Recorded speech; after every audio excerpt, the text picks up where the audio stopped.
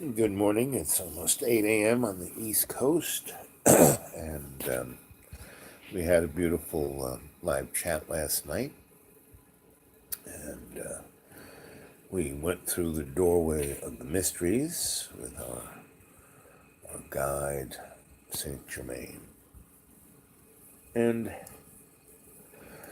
we're really coming into a deeper understanding, the cadre is, that nothing is what it seems to be. Pretty much the fix was in, and it pretty much has been in since recorded history. Since we were given what is supposed to be, and that's the fix. We're not allowed to see what's really going on. Just our limited senses off the bat keeps us from seeing what's going on. And that is being spearheaded by a business plan that's a pyramid. It's on our dollar, right? The all-seeing eye. And the all-seeing eye is, manifested by things like the Patriot Act and Homeland Security and the NSA that has a server farm out there in the deserts that, takes everything you say and do and puts it into algorithms where we're just like that movie with Tom Cruise, where they had a vehicle that could tell what you were going to do before Minority Report. That was the name of the movie. And, that's where we're at now.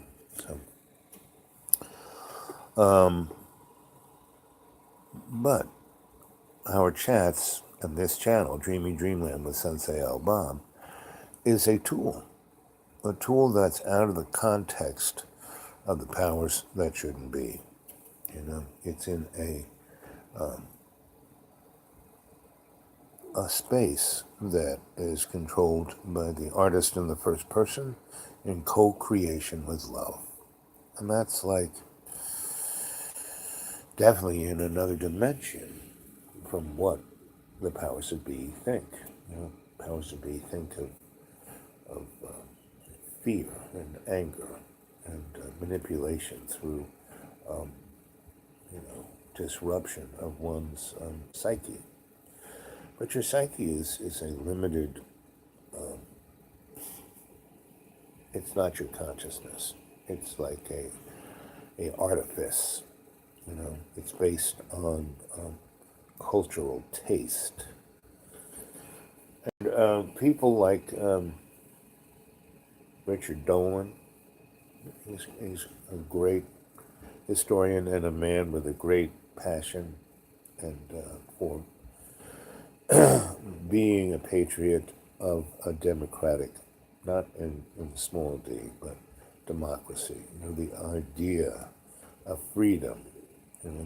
He's really passionate, right? And people know him as the guy who coined the phrase breakaway civilization. And, that is in the context of most people's thought of UFOs and that whole woo-woo society.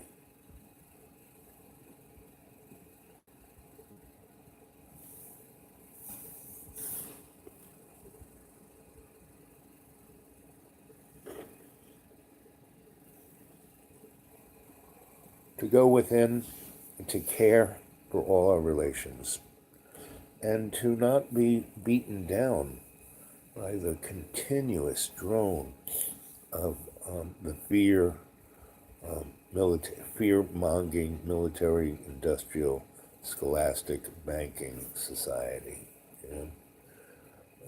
which is all just a kind of reflection of the illusion of the meat puppet, not of the reality of love's co-creation.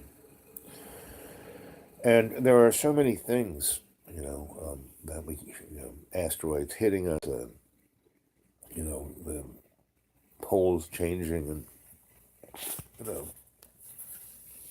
totally putting humanity and everything on this planet into a wearing blender.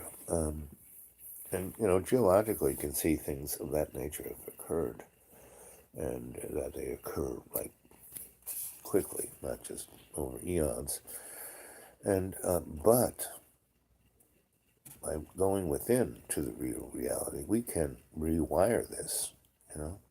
And as the movie The Matrix kind of gave us a realization that, it's all, you know, a scam, actually, and run by, and everyone we think is in charge. The Illuminati, the Rockefellers, the Rothschilds, et al. No, that's the management class, right? And the people who think they're the management class, the doctors, lawyers, Indian chiefs, no, they are actually the worker drones, the bumblebees, right? And everyone, the large majority of humanity, is the expendable class, the ones who work in factories until they can't work anymore, and they're thrown away like a cog in a machine. The farmers, the people who have small businesses. No, they're not rich. They're not even well-to-do. They think they are just because they drive a Lincoln. Just because they, and they don't own any of this stuff. They are fearful of their ownership, meaning I got to do this. Dirk Dorge. Yep. This is my homage to Dirk Dorge. You know.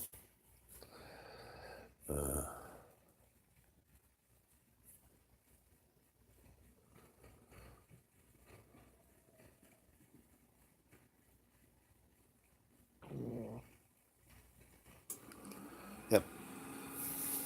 This is my homage to Dirk Dorge. And Dirk Dorge was an individual I met. I used to be involved in the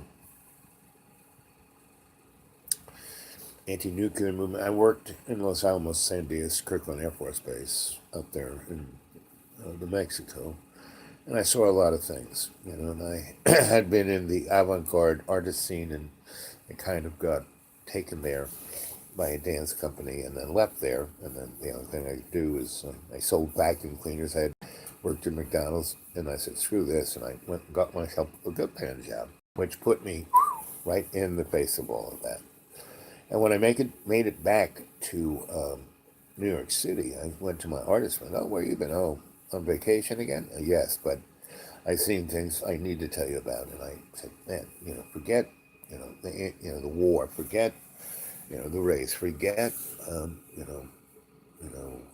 gender equality or sexual equality. Those things are important to the individual, and they need to deal with it. Now, I was young, and I didn't realize the connectivity of all these things, because all of those issues, what they were, we have this thing in America that we pump up, and we call it exceptionalism. And basically we say to the individual, well, if your life sucks, it's your fault. You didn't work hard enough. You weren't involved enough. Yeah, so you were born into super poverty. You never got food to grow your body or your brain. Your school was, hampered by every child left behind. If you were of a certain color, class, or social status, well, we're going to stop you 24/7 and put you in jail. We have 25%. We are less than 3% of the world's population, and we have 25% of the world's population in jail, behind bars. Then we have another 40% of the world's people incarcerated, meaning they're on parole, or they've done their time and out, and they can't, they're a felon. They can't vote. They can't get a loan. They can't get credit. They can't get a job. Can't go to school. If that's not incarceration, I don't know what is. I am this present time a homeless guy without anything, and I'm experiencing what all of those communities are going through, all my relations, right? And I work with in whatever little town I'm in. I go in, I study it, I say, how can things be better? I go to the powers that be. I just walk in the door and say, hi, I'm Al, Bob. I'm here to help. And they're like, whoa. And then I kind of throw down a white paper and said, read that, I'll be back. I'll come back. And most of the powers that be will have read it and said, well, you're a smart guy, we could use a guy like you. I said, yeah, well, that's, neither here nor there. What do you think? Well, we can't do that. That would be helping the general public, and we don't want to do that. We want to keep them under our thumb. We're the ruling class. Wouldn't you want to be part of the ruling class? We could use a smart guy like you. And I said, well, I don't think so. And then when I talk to the people under them, the people who are the police chiefs and the heads of the social structures, they go, well, I was told to talk to you, but listen, I don't want to do anything. I'll lose my job. You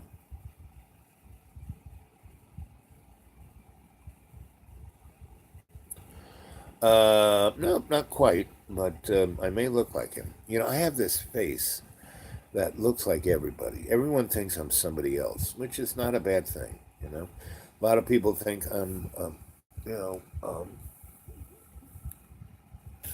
the guy who played Donald Sutherland. When I'm not wearing a fancy hat, I can look like, and I don't have a beard, or at least this beard, I can look like, and lots of musicians, the trumpet guy.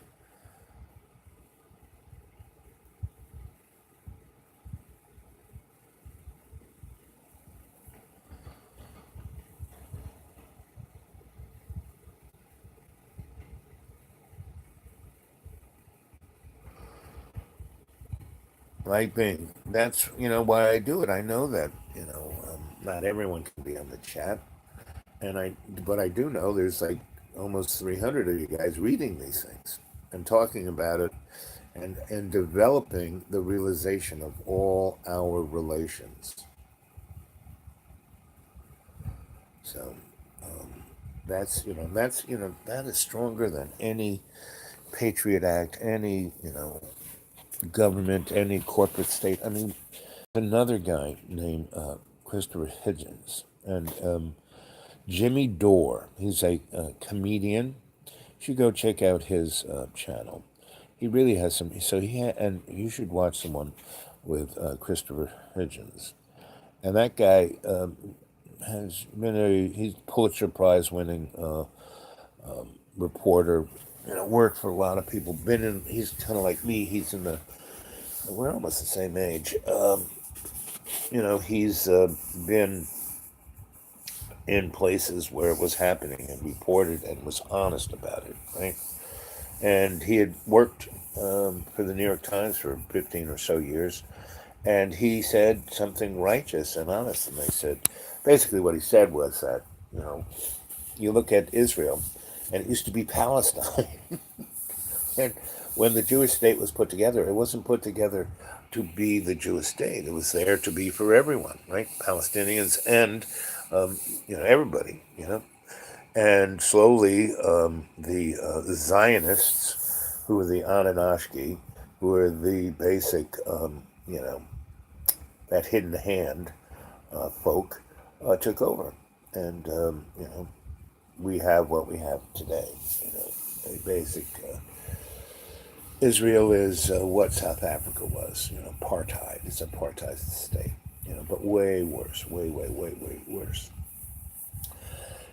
And all of these things are just symbols of what's going on and the incarceration of the human race. But the human race has always been incarcerated, by the Catholic Church, by, debt, by, 900 years of illiteracy in Europe. I mean, come on. And today, we have illiteracy through the scholastic structure. It's only right if it's in the in the textbook. and you're not allowed to go dig around yourself, then you're a conspiracy theorist. And if you're that, oh God, ooh, that's terrible, you know. Oh, you want to think for yourself? Oh, what kind of evil person are you? You want to love everybody, not hate the other? What kind of terrible person are you? You want to live like Jesus Christ? That guy was a hippie. And you know what a hippie is? Spiro T. Agnew wanted to make fun or dehumanize the movement, the alternative movement that was coming on from the 50s into the 60s. And that was the beat movement. That was, the avant-garde thinkers. That was, people who thought that the rights that had been fought for through the socialist movement, through the communist movement, through the union movement of the United States, and these were not like, they were United States movements. They weren't coming from Russia. I mean, it's almost the other way around. And when a state is communist, what you have is state capitalism. What we have in our present, you know, um, free trade globalist society is a capitalist state, right? And that is, if you look at the dictionary, a word called fascism. So I know this is pretty early in the morning for some of us to be going into, but I had a dream. I dream a lot, and one of the dreams was wear the funny hat, love everybody, and keep talking, and let people percolate these ideas into their own head and have them come up with their own perspective of all of this. I've been in acting, Marshall. I belong to a thing called the Living Theater. I grew up in New York in the '60s and '70s.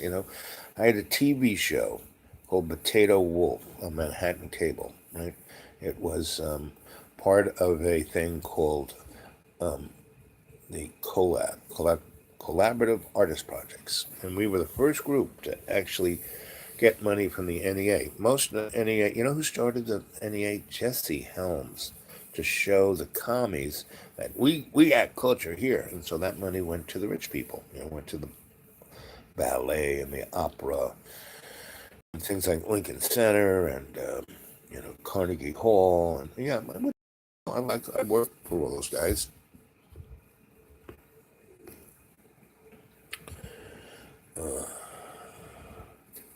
And if we start I get. What do you think I'm doing right now? This is acting. You know, I got a costume on, right? Red and green, Christmas, beard, Santa Claus. Come on, I'm his younger brother Bob, taking care of the naughty and nice list.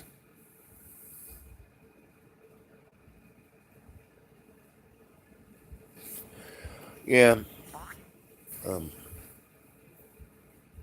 you know, J JB, he's my friend. I don't give up on friends. No matter, and it is difficult to be supportive of him, but I take it as a ability to make my strengthen. It's like tempering steel.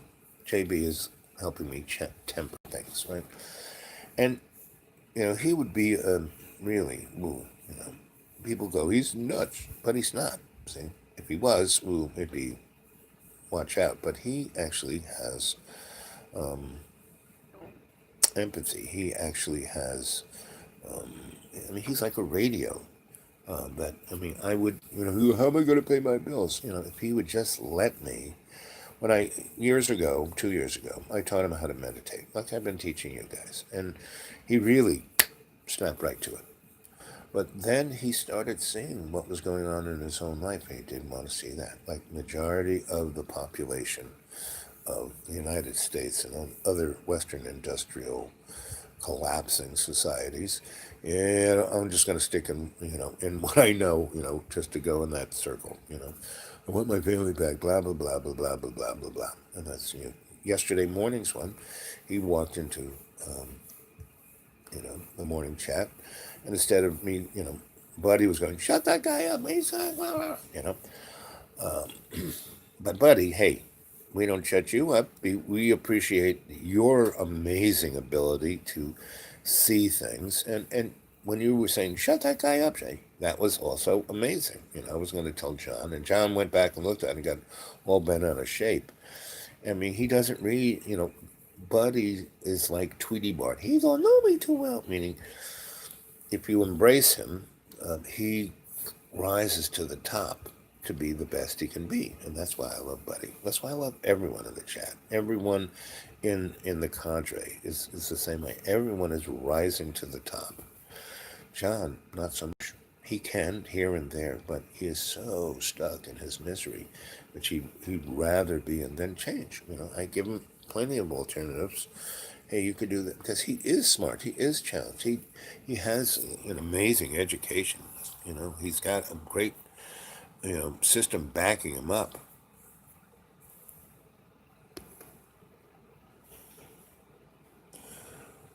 So if I could get JB to be a channel, meaning if I could put him into state and then do a chat with him where people could ask him questions. I told him that he'd be the Edgar Casey of the 21st century.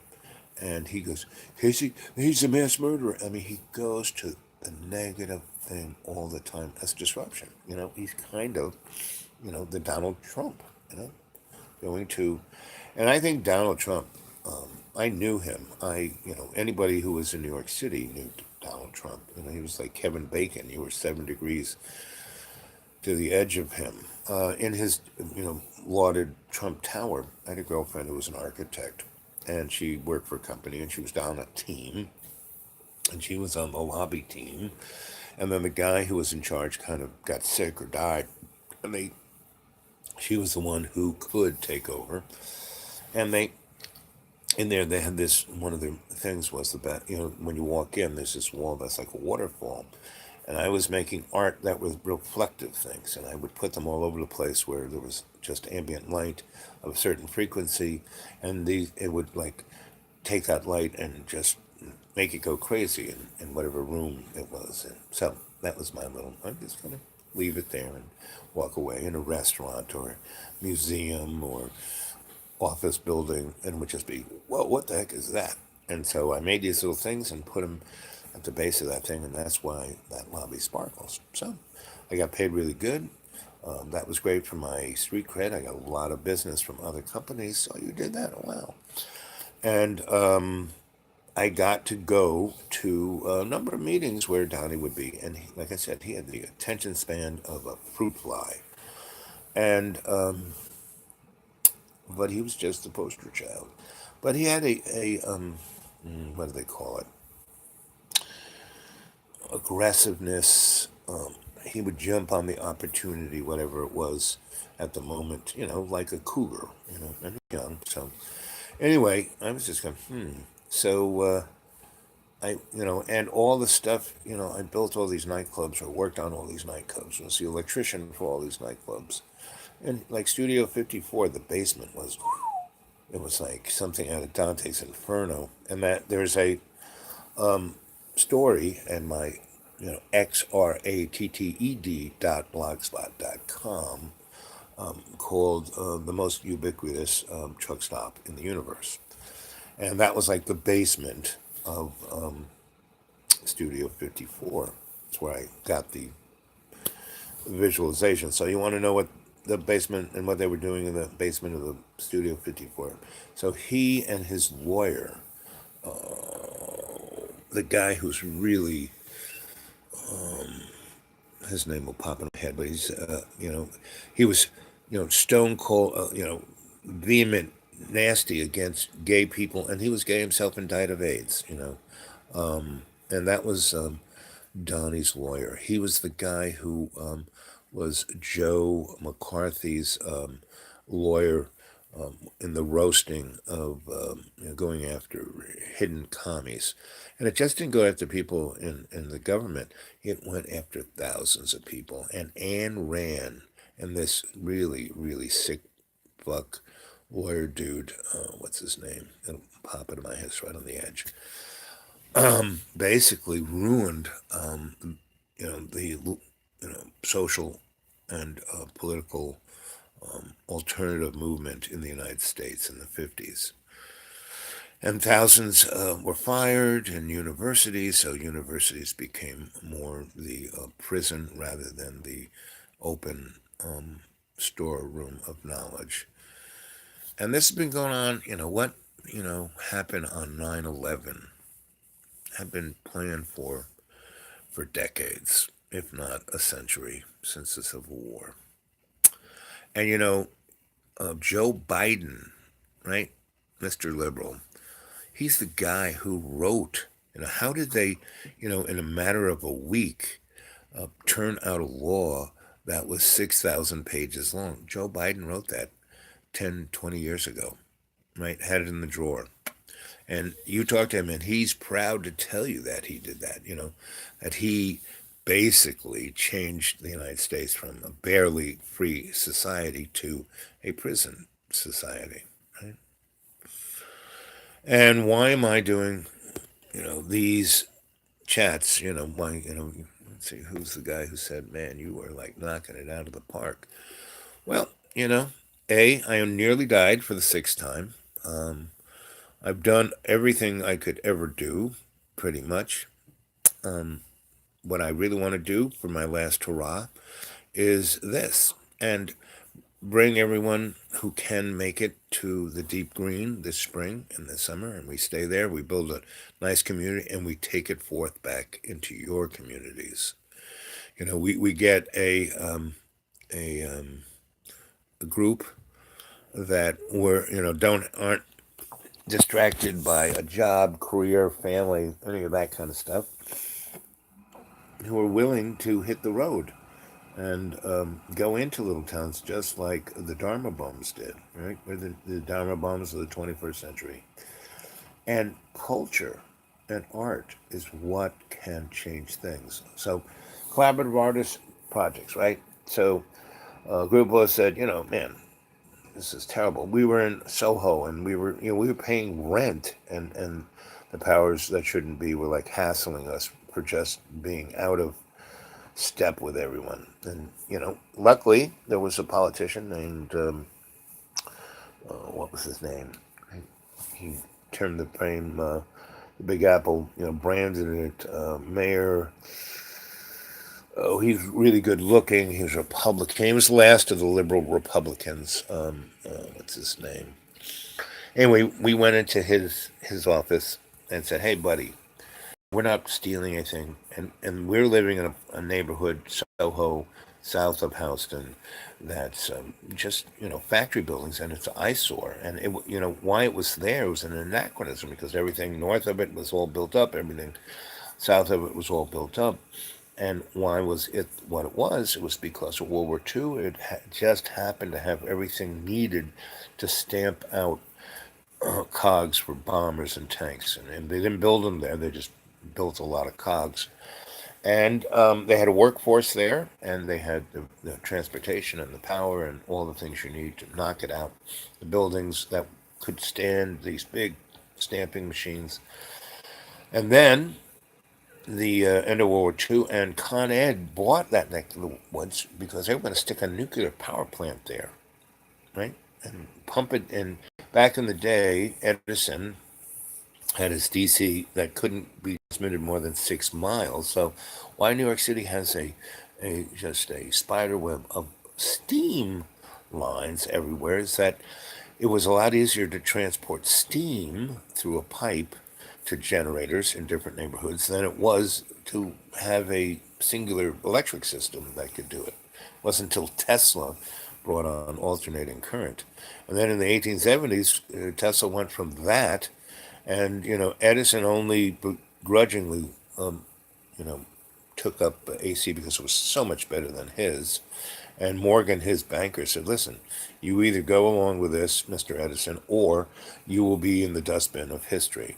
So Edison wanted fame and money more and power, or seeming more, than Ego power. That's really what the only kind of power that you are allowed to have is ego power. Your singular ego, meaning you being nasty to somebody. That's all the power you get.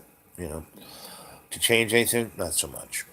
You can be a real asshole, but you can't be, you know, you can't be a Nikola Tesla. Otherwise, you end up in the dustbin. And he, in the 1870s, perfected a wireless transmission system. And, once he built the first test industrial size out there in Warden Cliffs in Long Island, out there right on the footprint of the Shoreham nuclear power plant, you know, history is like you just go pick it apart. It is mind boggling. And there's, just you have to go through the discipline. I'm a big fan. I mean, everywhere I've ever lived, because I was basically living in abandoned buildings and lofts and things that aren't quote unquote, you know, well, it's not fancy and it's not costing a lot of money. Well, I didn't, I wanted, my grandma gave me 28 rules to live by. The best one that I've really taken to heart is live like a millionaire, don't be one, right? And so, and there were others, like whenever you walk into a room, own it, right? Never ask for permission, always apologize. Those are just, never lie, cheat, or steal, because the outcome has no positive upside unless you have to. And if you do that, make sure you always succeed at it. That's just a few of her rules. She had 20 of them. And the lying, cheating, stealing thing is really the easiest one to go by, because there is no upside to it. Just think of all the people, look at all the morons who are running our security state. They have to lie, cheat, and steal every freaking day. And that's what's tearing. I don't even think Donald Trump is the guy who I knew in New York who had the, you know, mind of a gnat. They went in and, I mean, he only became president. He had that TV show, The Apprentice. Well, he was the apprentice. He was apprenticing for being president, for being a sock puppet, for being a mud puppet, you know, more than he already was. And so, where was I going with all this? Let's take a look at what you guys have said. Choose between many hundreds of millions. Him, challenge. Second, choose. I pleased him. Oh. Okay. In my position, I shower maybe. I'm like a cowboy in the Old West. I shower maybe, I don't know, 20 times a year. And your body is meant to, you have oils on there. I mean, everyone's different. Some people have to shower. I don't, not to say I don't love showers. I do. They're just warmth and the water's hitting your body. Ooh, I love that.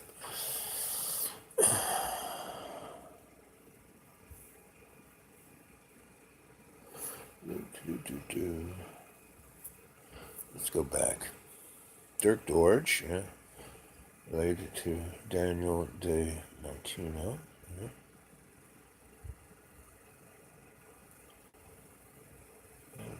C60, yeah, that stuff, C60 is good stuff. Light Being, yep, that's the guy. Streaming every day. Yep. See, I do it for guys like, or gals like Light Being. And then I know they see it, you know? And just because all the folks who are on the chat, it's like, even if you're not on the chat, you are by what others are saying, going, oh yeah, I thought the same thing. Oh, that hit me. Oh, look, I didn't think of it that way. And that's why the chat is, I just kind of, go on with my story as the good griot should. And you guys make interesting comments. And when people come back and watch it, there's a synergy in this that is unstoppable, as I think Martin said, but one of you guys and gals said, We're all the little pebble in the pond making a tsunami, right? Hard to stop a tsunami. This isn't a movement, this is a tsunami.